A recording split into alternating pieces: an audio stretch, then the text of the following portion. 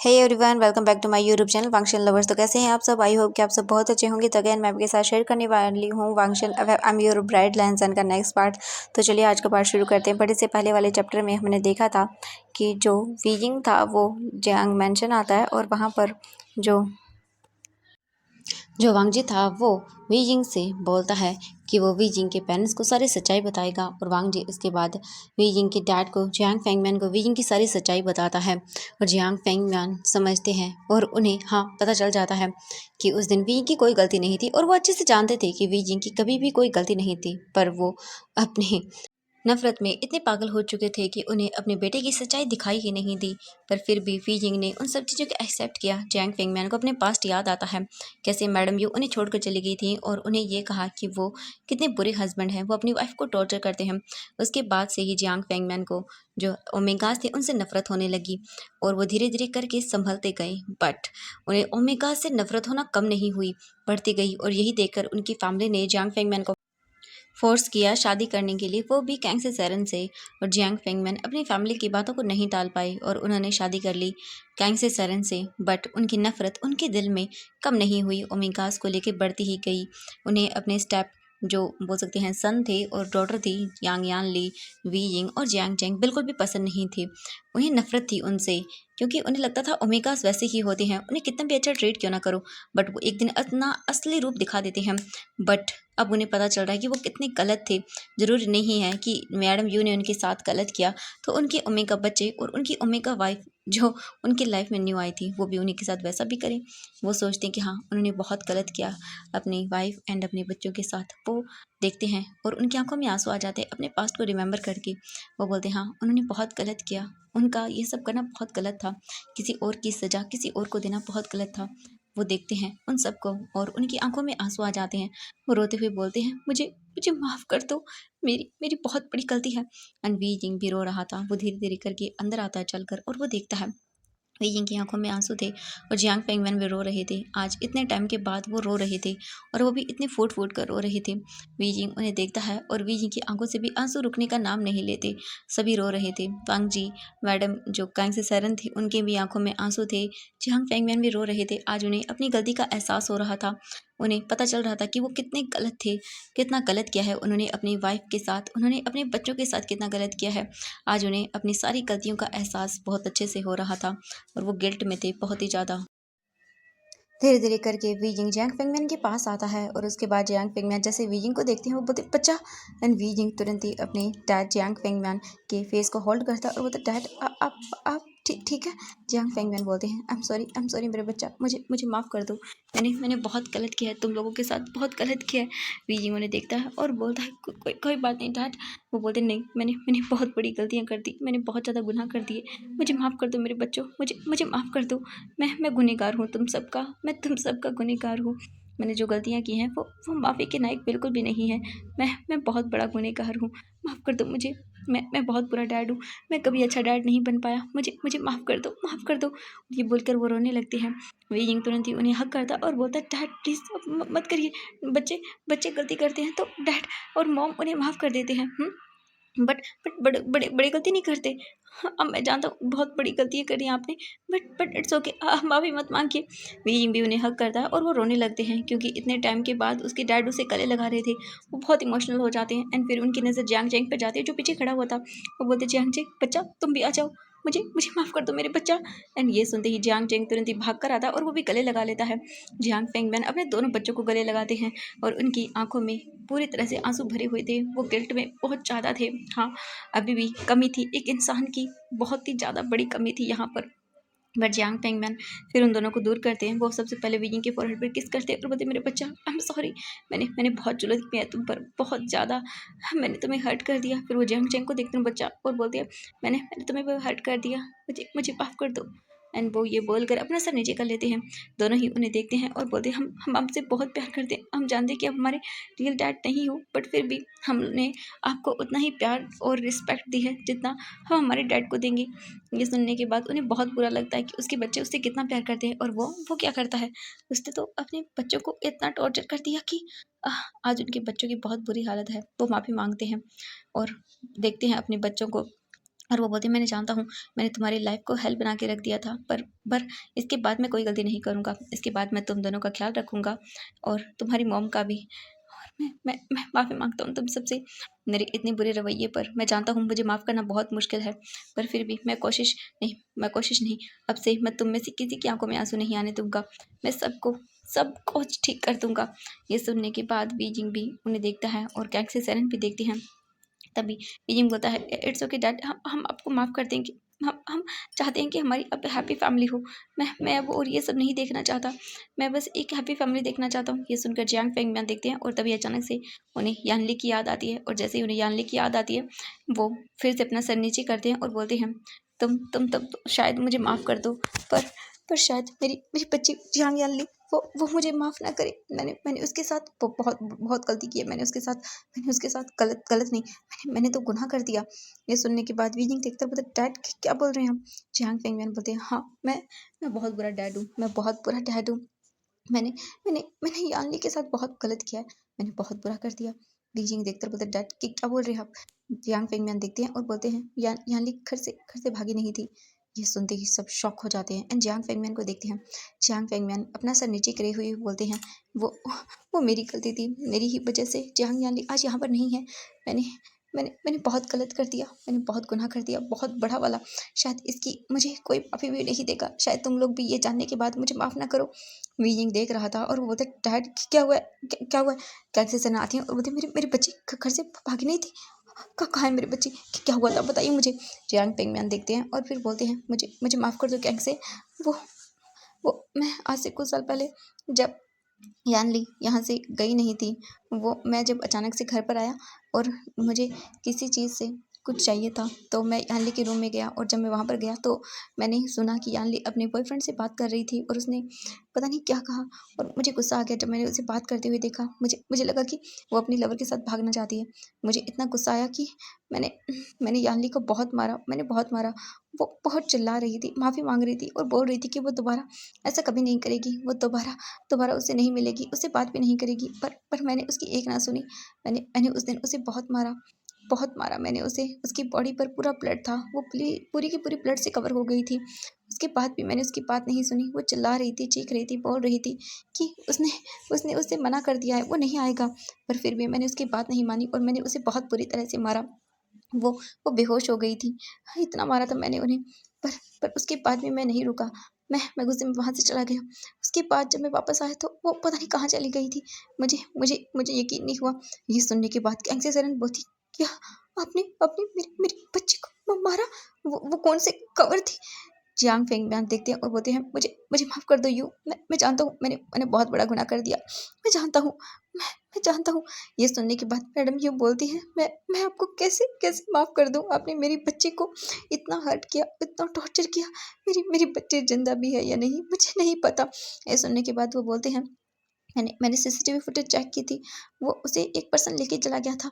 मैंने मैंने ये नहीं देखा कि वो इंसान कौन था, क्योंकि उसका फेस कवर था हुडी में, ब्लैक हुडी उसने पहनी हुई थी। उसका फेस नहीं दिख रहा था मुझे अच्छे से और मास्क भी था, जिस वजह से मुझे नहीं पता कि वो कौन था।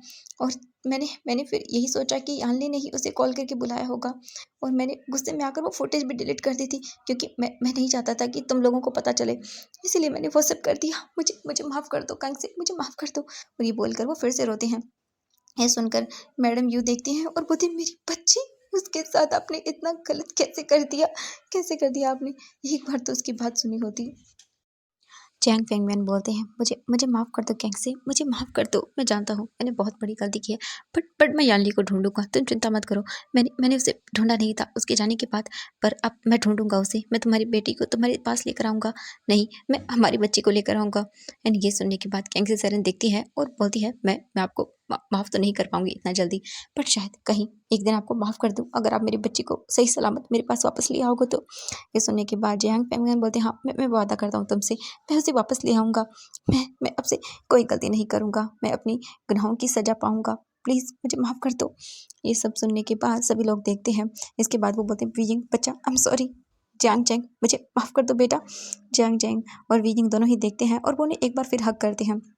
इसके बाद जियांग फेंगमियान दूर होती हैं और अब उन्हें एकदम थोड़ा सा लाइट फील हो रहा था। इतनी सब चीज़ें बताने के बाद जब से यानली गई थी तब से ही उन्हें ये सब चीज़ें दिखती थी। उन्हें यानली का चिल्लाना रोना सब याद आता था और उन्हें दिल ही दिल में मन ही मन में घबराहट होती थी। वो बता नहीं पा रहे थे बट आज उन्हें अच्छा लग रहा था। इतना सब कुछ बोल हो जाने के बाद बताने के बाद हाँ आज फाइनली उन्हें ठीक लग रहा था। वो फिर वांग जी को देखते हैं और बोलते वांग जी बेटा थैंक यू सो मच आज मुझे ये सब बताने के लिए और मेरी आंखें खोलने के लिए। मैंने अपने बच्चों के साथ बहुत गलत किया है बट अब तुम्हारे इतना सब कुछ बोलने के बाद मुझे समझ आया कि मैं कितनी बड़ी गलती कर रहा था। मैंने अपने बच्चों के साथ बहुत गलत किया है और ये मुझे आज समझ आ गया। वांग जी देखता है और बोलता है नहीं सिर्फ आप ही नहीं मैंने भी बहुत गलत किया है और मुझे भी समझ आ रहा है कि मैंने कितनी बड़ी गलती कर दी। थैंक यू सो मच मुझे मुझे विजिंग देने के लिए। मैं उस दिन के लिए जानता हूँ कि मैं ये बोलना बहुत ही सेल्फिश होगा बट मैं खुश हूँ कि मैं उस दिन यहाँ पर आया और मैंने विजिंग को अपनी लाइफ में ले आया। मैं बहुत हैप्पी हूँ कि ये सब हुआ। ये सुनने के बाद वो देखते हैं और कुछ नहीं बोलते। इसके बाद कैंग सेरन बोलती है अंग जी बच्चा तुमने बताया नहीं तुम आने वाले हो। अगर मुझे बता देते कि तुम और विजिंग आने वाले हो तो मैं पहले ही सब कुछ रेडी करके रखती। डिनर हाँ डिनर का टाइम हो गया है रात भी बहुत हो गई है ना। ये सुनकर अंग जी बोलता नहीं इट्स ओके। तो वो बोलते नहीं ऐसा कैसे तुम मेरे बच्चे के हस्बैंड हो तो इसीलिए खातिरदारी तो तुम्हारी करनी बनती है। चलो मैं खाना लगवाती हूँ। एंड फिर इसके बाद वो चले जाते और बोलती विजिंग बच्चा चलोगे मेरे साथ। विजिंग बोलता हाँ। और विजिंग फिर अपनी मम के साथ जाता है। वांग जी वहीं पे था। विजिंग किचन में आता है और फिर वो बोलती है सर्वेंट से खाना बनाने के लिए। सभी लोग हैप्पी थे आज घर में भी जो सर्वेंट्स वगैरह थे क्योंकि इतने दिनों के बाद खुशियाँ आई है तो इसलिए सभी हैप्पी होंगे। तो कैंग से सेरन फिर खाना बनवाती हैं। विजिंग भी उनके साथ। वो बोलता है मम्मा मैंने बहुत मिस किया एंड वो विजिंग को गले लगाती है। विजिंग भी उन्हें गले लगाता है और वो कुछ देर ऐसे ही रहते हैं। वो हैप्पी थे कि चलो कितना अच्छे से वो ये सब कर रहे हैं। और इसके बाद वो फिर बोलती हैं बच्चा। वीजिंग बोलता है मम्मा क्या आप सच में डैड को माफ़ कर देंगी।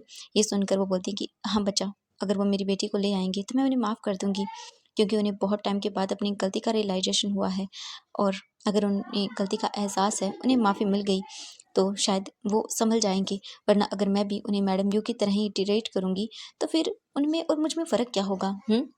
मैं खुश हूँ कि अपनी गलती का रियलाइजेशन उन्हें हो गया। वो बोलता है हाँ मॉम मैं बहुत खुश हूँ आज इतने टाइम के बाद उन्होंने मुझे और जियांग चेंग को अपना बेटा बोला है अपना बच्चा कहा है। मैं बहुत खुश हूँ मॉम। वो बोलती कि हाँ मैं भी खुश हूँ कि चलो देर से ही सही बट उन्हें समझ आ गया।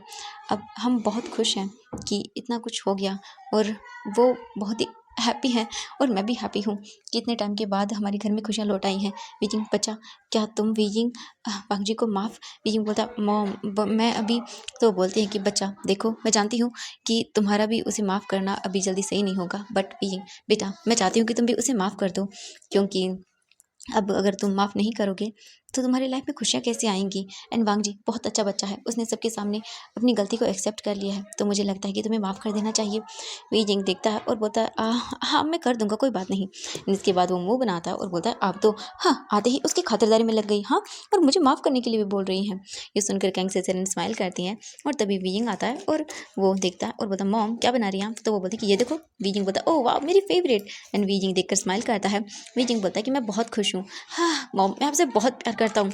ये सुनने के बाद कैंग से सेरन बोलती है हाँ मेरे बच्चा मैं भी तुमसे बहुत प्यार करता हूँ। तभी जियांग चैंग आता है और बोलता है मैं भी। वीजिंग उसे दिखता है और बोलता है सच में तुम मुझे मिस करते थे। जियांग चैंग बोलता हाँ मैंने बहुत मिस किया और तुमने। वीजिंग बोलता नहीं मैंने मिस नहीं किया तुम्हें। ये सुनकर उसे गुस्सा आता और बोलता हाँ तुमने मुझे मिस नहीं किया हाँ मैं तुमसे बात नहीं करूँगा। ये सुनकर वीजिंग स्माइल करता है और बोलता नहीं हाँ मुझे तुम भी बहुत याद आते हैं बहुत ज़्यादा मिस किया मैंने तुम्हें। एंड ये बोलकर वो दोनों एक दूसरे को गले लगाते हैं। इसके बाद कैंग से सेरन बोलती हैं कि चलो मैं खुश हूँ कि मेरे बच्चों की लाइफ सुधर गई एंड अब खुशियाँ ही खुशियाँ होंगी हमारी लाइफ में। वीजिंग देखता है और बोलता हाँ मॉम अब बस धीरे धीरे करके सब ठीक हो रहा है और हमारी लाइफ में बस खुशियाँ ही खुशियाँ होंगी। ये बोलकर वो एक छोटी सी स्माइल करता है। इसके बाद वो लोग काम करना शुरू करते हैं यानी कि खाना बनाने वाला। वीजिंग देखता है और बोलता ओ जैंग चैंग तुम तो बहुत क्यूट लग रहे हो। ये सुनने के बाद जैंग चैंग बोलता नहीं मैं क्यूट नहीं हूँ। वीजिंग बोलता तुम क्यूट हो मेगा। वीजिंग बोलता है मैं क्यूट नहीं हूँ। आई मीन जैंग चैंग बोलता मैं क्यूट नहीं हूँ मैं एक हैंडसम अल्फा हूँ। वीजिंग बोलता हाँ हाँ हैंडसम नाजुक अल्फा। एंड ये सुनकर जैंग चैंग वो बनाता है और वो दोनों झगड़ा करने लगते हैं। कैंग से सेरन उन दोनों को देखकर स्माइल करती हैं। चलो इतने दिनों के बाद उनके बच्चे स्माइल कर रहे हैं हंस रहे हैं उन्हें खुशी होती है। वो बोलती है हाँ ठीक है चिंता मत करो तुम दोनों ऐसे मत करो। इसके बाद वीजिंग बोलता है मॉम वैसे भी मेरी शादी तो हो चुकी है एंड अब इसके लिए भी एक अच्छा सा अल्फा ढूंढो। ये सुनने के बाद जियांग चैंग बोलता नहीं मुझे नहीं चाहिए कोई अल्फा मैं अपनी मॉम के साथ ही खुश हूँ। ये बोलकर वो जीप चढ़ाता है वीजिंग को। वीजिंग स्माइल करता है और ऐसे ही वो लोग बातें करते हुए खाना बनाते हैं। वांग जी जो था वो जियांग फेंगमियान के पास था।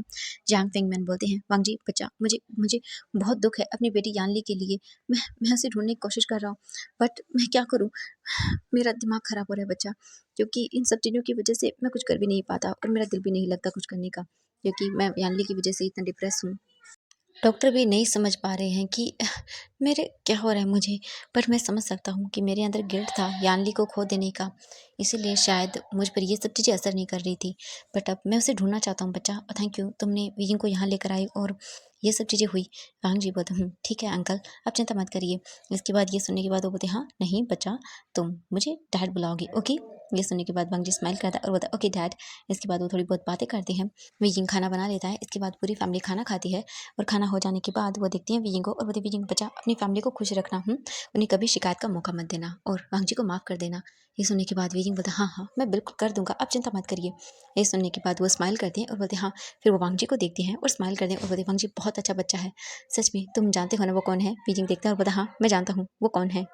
फिर वांग जी भी वहाँ पर आता है, वो वांग जी को देखती है और बोलती है वांग जी बेटा, अगर मेरे बच्चे से गलती हो जाए तो उसे माफ़ कर देना। वांग जी बोलता है नहीं ऐसी कोई बात नहीं है, हाँ हालांकि मेरा वीजिंग मुझे माफ़ कर दे तो ये सही होगा। ये सुनकर वो स्माइल करती हैं। इसके बाद वांग जी और वीजिंग बैठ जाते हैं दोनों कार में और वांग जी फिर कार को ड्राइव करता है लैंड मैंशन की ओर। वीजिंग शांति से कार में बैठा हुआ था, चुपचाप था, कुछ भी नहीं बोल रहा था। उसके फेस पर एक कामनेस थी जो इतने दिनों के बाद आई थी। वीजिंग आज शांत था, उसके मन को सुकून मिल गया था, क्योंकि इतने टाइम के बाद उसके डैड ने, उसकी मॉम ने उससे अच्छे से बात की और सब कुछ सॉर्ट आउट हो चुका था। हाँ बीजिंग जानता है कि इसी इंसान की वजह से सुकून गया था उसकी लाइफ से, बट इसी इंसान की वजह से सुकून लौट आया है और वो भी 2 गुना खुशियों के साथ। अगर शायद वांगजी नहीं होता तो आज यांग फेंगमैन को ये सब समझ ही नहीं आता। बट वीजिंग सैड भी था उसकी शिजी को लेकर। वीजिंग सोच रहा था कि आखिरकार उसकी शिजी जा कहाँ सकती है और वो ब्लैक हुडी वाला पर्सन कौन था जो उसकी शिजी को लेकर चला गया। अगर शिजी ठीक होती तो वो उनसे मिलने के लिए ज़रूर आती, वीजिंग से कांटेक्ट करती या कुछ तो ज़रूर होता। पर ऐसा हुआ नहीं है, तो इसका मतलब है उसकी चीज़ें कहीं मुसीबत में है। और ये सुन या दिमाग में आते ही वीजिंग फिर से सैड हो जाता है। एंड वांग जी देखता है और बोलता है वीजिंग क्या हुआ है तुम्हें? हाँ, क्योंकि वांग जी नोटिस कर रहा था वीजिंग को। वांग जी बोलता है वीजिंग क्या कोई प्रॉब्लम है? अगर है तो तुम मुझे बता सकते हो, अगर मेरी वजह से कुछ है तो। वीजिंग बोलता नहीं, मैं शिजी को लेकर परेशान हूँ, मुझे समझ नहीं आ रहा वो कहाँ चली गई हैं, मुझे मुझे मेरी शिजी चाहिए, वो किस हालत में होगी, मुझे डर लग रहा है उनके लिए। आखिरकार वो पर्सन कौन था ब्लैक हुडी वाला, और वो उन्हें कहाँ लेकर चला गया, मुझे समझ नहीं आ रहा कि क्या हो रहा है। ये सब सुनने के बाद वांग जी देखता है और बोलता है वीजिंग मैं कोशिश करूंगा सब ठीक करने की, तुम चिंता मत करो और सैड भी मत हो। वीइंग बोलता है क्या क्या आप मेरी चीज़ों को ढूंढेंगे? वांग जी देखता है और बोलता है हाँ वीइंग मैं कोशिश करूँगा, मैं तुम्हारे लिए सब कुछ करूँगा। वीइंग मुझे मुझे बस पता लगाना होगा कि वो कहाँ पर है, बट ऐसे पता नहीं लगाया जा सकता क्योंकि बहुत टाइम हो गया है। वीइंग वीइंग बोलता है हाँ मैं जानता हूँ, पर प्लीज़ मेरी चीज़ों को ढूंढ लीजिए, वो ऐसे नहीं जा सकती। अगर वो ठीक होती तो अपनी फैमिली से कॉन्टैक्ट करती कैसे भी करके, किसी ना किसी तो करती ही ना, बट उन्होंने ऐसा नहीं किया, तो इसका मतलब है कि वो प्रॉब्लम में है और मुझे मुझे याद नहीं आ रहा कि मैं क्या करूँ। वांग जी बोलता है वीइंग चिंता मत करो, मैं कोशिश करूँगा उन्हें ढूंढने की। वीइंग बोलता है हाँ प्लीज़ मेरी चीज़ें को ढूंढ दीजिए, मैं उनसे बहुत प्यार करता हूँ, मैं उनसे मिलना चाहता हूँ, मैं उन्हें देखना चाहता हूँ, मेरी चीज़ें ठीक है या नहीं। ये सुनने के बाद वांग जी बोलता हाँ मैं कोशिश करूँगा वीइंग। वीइंग देखता है वांग जी को। वांग जी बोलता वीइंग क्या तुम्हें कुछ पता है कि मतलब कुछ भी तुम्हारी चीज़ें ने कभी बताया हो? वीइंग देखता है और बोलता है कि मेरी चीज़ें मुझे ज़्यादा नहीं पता, बस मैं इतना जानता हूँ कि मेरी चीज़ें एक इंसान को पसंद करती थी और जब डैड ने उन्हें इस बारे में पूछा तो उन्होंने डैड को सब बता दिया, क्योंकि डैड उसकी शादी करवाना चाहते थे। बट डैड को जब पता चला कि वो अपनी पसंद की अल्फ़ा से शादी करना चाहती है तो उन्हें गुस्सा आया और शायद इसी वजह से उन्होंने कहा कि उन्हें मारा भी। बट वो कौन था इंसान मैं नहीं जानता। वीजिंग बता नहीं, हाँ हाँ हाँ, मुझे याद आया, एक बार चीज़ें मुझे मुझे उसका नाम बताया था, उसका नाम शायद जिन नहीं जिन जिन जोशन है। हाँ वो बोल रही थी जिन जोशन है, हाँ उनका लवर, हाँ मुझे याद आया, यही उनका नाम था। वांग जी बोलते क्या कहा तुमने? वीजिंग बोलते जिन जोशन। वांग जी देखते बोलते जिन जोशन। वीजिंग बोलता क्यों आप जानते हैं? वांग जी देखते बोलता हाँ शायद मैं जानता हूँ जिन जोशन को। वीजिंग ये सुनने के बाद वीजिंग देखते बोलता हाँ आप जानते हैं, प्लीज़ प्लीज़ मेरी मेरी चीज़ों को ढूंढिए ना। वांग जी देखता है वीजिंग को और बोलता है हाँ वीजिंग मैं जानता हूँ, मैं ढूंढूंगा तुम्हारी चीज़ों को, चिंता मत करो। इसके बाद वो लोग घर आते हैं। घर आने के बाद वीजिंग देखता है और बोलता है प्लीज़ प्लीज़ मेरी चीज़ों को ढूंढ दीजिए। वांग जी देखता है और बोलता है हाँ वीजिंग मैं तुम्हारी चीज़ों को ढूंढ दूंगा, मुझसे जितना होगा मैं उतना करूँगा, चिंता मत करो। वीजिंग बोलता है आप कैसे जाते हैं जिन जोशन को? वांग जी देखता है और वीजिंग को बोलता है वीजिंग वो मेरा बिजनेस पार्टनर है, अगर अगर ऐसा है कि वो तुम्हारी शीजी का बॉयफ्रेंड था तो मैं ज़रूर ही उससे बात करूँगा, तुम चिंता मत करो। वीजिंग बोलता थैंक यू। वांग जी बोलता वीजिंग प्लीज़ मुझे मुझे माफ़ कर दो। वीजिंग बोलता है कि मैं आपको बाद में सोचूंगा माफ़ करने के बारे में, प्लीज़ मेरी शीजी को ढूंढ दीजिए। वांग जी बोलता हाँ ठीक है वीजिंग, मैं तुम्हारी शीजी को ढूंढ दूंगा, ओके। वीजिंग बोलता हाँ। इसके बाद वांग जी और वीजिंग दोनों देखते हैं, वीजिंग जाता है वहाँ से शावर लेने के लिए। थोड़ी देर के बाद वीजिंग शावर लेकर वापस आता है एंड इसके बाद वीजिंग बेड पर बैठ जाता है एंड वो लेट जाता है। वांग जी जाता है शावर लेके आता है एंड वो देखता है वीजिंग सो चुका था क्योंकि वीजिंग थक गया था इन सब चीज़ों की वजह से एंड वो सो जाता है। वांग जी भी आता है एंड वो भी सो जाता है। नेक्स्ट डे वांग जी उठता है एंड वो देखता है वीजिंग सोए हुआ है। वांग जी परेशान नहीं करता वीजिंग को, ना ही उसे उठाता है क्योंकि वो जानता है वीजिंग 2-3 दिनों से कुछ ज़्यादा ही थका हुआ है। इसीलिए वांग जी तुरंत ही वहाँ से रेडी होकर अपने ऑफिस के लिए निकल जाता है और वांग जी अपने ऑफिस में जाता है और अपने कामों को करता है। वांग जी के लिए आज का डे बहुत बिजी था क्योंकि 2-3 दिनों से वो भी अपने काम पर ध्यान नहीं दे पा रहा था। इसके लिए आज बहुत ही मीटिंग थी। वांग जी अपनी सारी मीटिंग वगैरह जितनी भी थी उसे अटेंड करता है। वांग जी अपनी सारी मीटिंग अटेंड कर लेने के बाद फिर वो सीधा अपने एक मीटिंग को कंप्लीट करके अपने ऑफिस रूम में आता है और उसके बाद वो अपना फ़ोन देखता है एंड तभी वांग जी को रिमेंबर होता है और वो तुरंत ही कॉल करता है जिन जोशन को। वांग जी कॉल करता है, दूसरी ओर से एक पर्सन कॉल पिक करता है और बोलता है हेलो। वांग जी बोलता है मुझे तुमसे कुछ बात करनी है, पर्सनल है, बिजनेस से रिलेटेड नहीं है, तो क्या तुम मिलोगे मुझे आके। ये सुनने के बाद वो सामने वाला पर्सन बोलता हाँ ठीक है, मैं आ जाऊँगा। इसके बाद वांग जी उसे पास का ही एक रेस्टोरेंट का जो मैसेज था एड्रेस सेंड करता है। इसके बाद वांग जी अपने ऑफिस से निकलता है। इस वक्त इवनिंग का टाइम हो चुका था। वांग जी जिस कैफ़े का एड्रेस उसने भेजा था वहीं पे जाता है और बैठ जाता है। थोड़ी देर के बाद वो पर्सन आता है, वो पर्सन कोई और नहीं जिन जोशन था। जैसे वो उसे देखता है वो बोलता है ओह वांग जी। वांग जी देखकर बोलता है जिन जोशन। फिर वो हैंडशेक करते हैं, उसके बाद वो दोनों आकर बैठ जाते हैं। वांग जी देखता है और बोलता तुम ठीक हो। वांग जी मतलब बोलता है कि हाँ मैं ठीक हूँ। जिन जोशन बोलता एंड इसके बाद वो लोग बैठ कर बातें करते हैं। वांग जी बोलता है कि मैंने तुम्हें बिजनेस से रिलेटेड बात करने के लिए नहीं बुलाया, ये थोड़ा पर्सनल है। जिन जोशन देखता है बोलता पर्सनल क्या बात है। वांग जी बोलता है कि देखो मैं तुमसे ये बात करना चाहता हूँ कि मेरी शादी हो चुकी है, तुम्हें शायद पता ही होगा। वो बोलता है क्या, तो तुम्हारी शादी। वांग जी बट अभी तो तुम्हारी एंगेजमेंट हुई है ना। वांग जी बोलता है नहीं, हाँ एंगेजमेंट हुई है बट नहीं मेरी शादी हो चुकी है। एंड तुम्हें पता है कि मेरा हस्बैंड कौन है। ये सुनने के बाद जिन जशन बोलता है वांग जी क्या बोले, मुझे कुछ समझ नहीं आ रहा। वांग जी बोलता है मेरा जो ओमेगा हस्बैंड है वो जियांग फेंगमैन का ओमेगा बेटा है। एंड ये सुनते ही जो जिन जोशन था वो शॉक एंड देखता है वांग जी को और बोलता है क्या जियांग फेंगमैन। वांग जी बोलता है हाँ इसीलिए मैं तुम्हें बता रहा हूँ कि क्या हुआ है। जिन जोशन बोलता है क्या बोल रही हो वांग जी, मुझे मुझे कुछ समझ नहीं आ रहा, तुम क्या बोलना चाहते हो। वांग जी बोलता है जिन जोशन आई नो मैं जानता हूँ, मैं तुमसे कुछ पूछना चाहता हूँ तो प्लीज़ मुझे अच्छे से बता देना जो मैं पूछ रहा हूँ उसको लेकर, ठीक है। जिन जोशन बोलता है तुम क्या पूछना चाहते हो। वांग जी बोलता है जिन जोशन जो जियांग फेंगमैन अंकल हैं वो बहुत ही बुरी हालत में हैं और मैंने उन्हें सब बताया। उन्हें रिग्रेट है अपने किए पर, जो भी उन्होंने अपने बच्चों के साथ किया है या जैसा भी व्यवहार उन्होंने अपने बच्चों के साथ किया है वो माफ़ी मांग रही हैं, वो गिल्ट में है। ये सब सुनने के बाद जिन जोशन देखता है और बोलता है तो मैं क्या करूँ, मैं नहीं जानता। वांग जी देखता है और बोलता है जिन जोशन उनकी बेटी यानली, जियांग यानली, तुम जानते हो ना उसे। ये सुनकर वो बोलते हैं जियांग यानली, नहीं मैं नहीं जानता। ये सुनने के बाद वो बोलते हैं देखो मैं जानता हूँ कि तुम उसे जानते हो। वीजिंग उसका भाई मेरा हस्बैंड यानी कि वो बहुत रोता है अपनी शीशी को याद करके। और जियांग फेंगमैन वो भी बहुत बहुत ही ज़्यादा गिल्ट में है। वो इतना गिल्ट में है कि वो तो नज़र ही नहीं मिला पाते, उनकी बहुत बुरी हालत है, वो रातों को सो नहीं पाते हैं। वो धीरे-धीरे करके अपनी सारी चीज़ों को खो रहे हैं। वो चलना तक भूल गए हैं, वो बेड रेस्ट पे हैं, न जाने कितने ही महीनों से वो चल भी नहीं रहे हैं। देखो मैं जानता हूँ, मैं जानता हूँ कि आज मुझे वीजिंग ने तुम्हारा नाम बताया। वो बहुत रोता है अपनी चीज़ी को लेकर। उसने मुझे बताया कि उसकी चीज़ी किसी से प्यार करती थी और उसका नाम जिन जोशन है। मैं जानता हूँ जिन जोशन नाम बहुत लोगों का हो सकता है बट कहीं न कहीं ये मुझे लगा कि तुम हो वो, और मैं जानता हूँ उसके लवर तुम ही हो ना। ये सुनकर जिन जोशन बोलता है नहीं मैं नहीं जानता, मैं वो नहीं हूँ जिसे तुम ढूंढ रहे हो। एंड ये सुनने के बाद वांग जी समझ जाता है क्योंकि वो हकला रहा था बोलते टाइम। वांग जी समझ जाता है और वो बोलता है देखो मैं यानली को तुमसे छीनना नहीं चाहता हूँ, मैं यानली शीजो को तुमसे दूर नहीं करूँगा। मैं बस ये कह रहा हूँ प्लीज़ एक बार उनसे मिलने दो उसे, क्योंकि उनकी हालत बहुत ख़राब है। वीजिंग पूरा दिन रोता रहता है, उसकी मॉम भी और उसके डैड भी वो अपनी बच्ची को देखना चाहते हैं। वो शायद कहीं न कहीं ठीक हो जाए अपने बच्चे को देखकर, उन्हें गिल्ट है बहुत ज़्यादा और मैंने देखा है उनकी आँखों में वो गिल्ट सच्चा है। प्लीज़ एक बार उन्हें मिलने दो, मैं तुमसे बोल रहा हूँ ना, वो तुम्हें छीनेंगे नहीं उससे। प्लीज़ एक बार मिलने दो। मैं बस यही कहूँगा तुमसे, प्लीज़। पूरी फैमिली माफ़ी माँगना चाहती है, किसी की गलती नहीं थी, ना ही बीजिंग की थी, ना ही बीजिंग की मॉम की, ना ही उसके छोटे भाई जियांग चेंग की थी। किसी की गलती नहीं थी, गलती सिर्फ जियांग फेंगमियान की थी और वो अब गिल्ट में है। उन्हें समझ आ रहा है कि उन्होंने कितनी बड़ी गलती कर दी है। वो बस अब अपने बच्चों को देखना चाहते हैं हैप्पी, उन्हें गिल्ट है, प्लीज़ बता दो वो कहाँ पर हैं। जिन जोशन देखता है बोलता नहीं मैं नहीं जानता, और अगर मैं वो पर्सन होता भी तो भी नहीं, मैं उन लोगों को मैंने नहीं देता अपने प्यार से। ये सुनने के बाद वांग जी बोलता है मैं जानता हूँ तुम हकला रहे हो तो वो तुम ही हो, प्लीज़ जिन जोशन मेरी बात को समझो। जिन जोशन बोलता नहीं मैं नहीं मिलने दूंगा मेरे प्यार को, उन्होंने उन्होंने जो किया है मेरी यानली के साथ, मैंने बिल्कुल भी नहीं। तुम्हें तुम्हें नहीं पता, उस दिन मैंने देखा था यानली को, वो पूरी तरह से ब्लड में कवर थी। मैं पागल हो गया था उसे देखकर, मैं कैसे भी करके उसे हॉस्पिटल लेकर गया। तुम नहीं जानते हो मैंने अपने प्यार को किस हालत में देखा है। हाँ जी बोलता मैं जानता हूँ, बट प्लीज़ सब कुछ ठीक हो जाएगा। प्लीज उसकी क्या गलती है, वो अपनी शिजी के लिए कितना रोता है तुम्हें पता भी नहीं है। प्लीज़ एक बार मिलने दो। प्लीज़ एक बार उसे अपनी शिजी से मिलने दो। ये सुनकर जियांग चैंग ये सुनने के बाद जिन जोशन देखता है और बोलता है मिलने दो, हाँ किससे मिलने दो, उससे मिलने दो जो जो पिछले 7 महीनों से कोमा में है। एंड ये सुनते ही वांग जी शॉक और बोलता है क्या।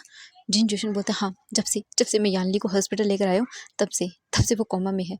कुछ दिनों के बाद मुझे पता चला कि वो कोमा में चली गई।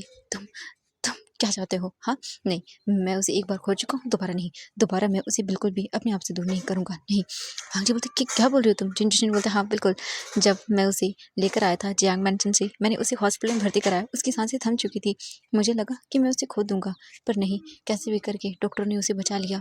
पर वो होश में नहीं आ रही थी और 3 दिन तक हमने वेट किया, पर उसके बाद भी वो होश में नहीं आई। डॉक्टर ने कहा कि वो कोमा में जा चुकी है और वो खुद होश में आना नहीं चाहती है, वो खुद ही रिकवर नहीं होना चाहती है। इतने महीनों में उसकी बॉडी की इंजरी ठीक हो गई, बट वो वो ठीक नहीं हुई। उसने अपने आप को ठीक होने ही नहीं दिया। वो कोमा में चली गई और वो अपने आप को ठीक कर ही नहीं रही है। वो खुद होश में नहीं आना चाहती है। मैं कब से परेशान हूँ उसे लेकर। मैं डेली जाता हूँ उसके पास, रोता हूँ, उसके सामने गिड़गिड़ाता हूँ, पर डॉक्टर ने कहा कि वो खुद नहीं चाहती हैं कि वो होश में आई। इसलिए मुझे ज़्यादा डर लगता है उसके लिए।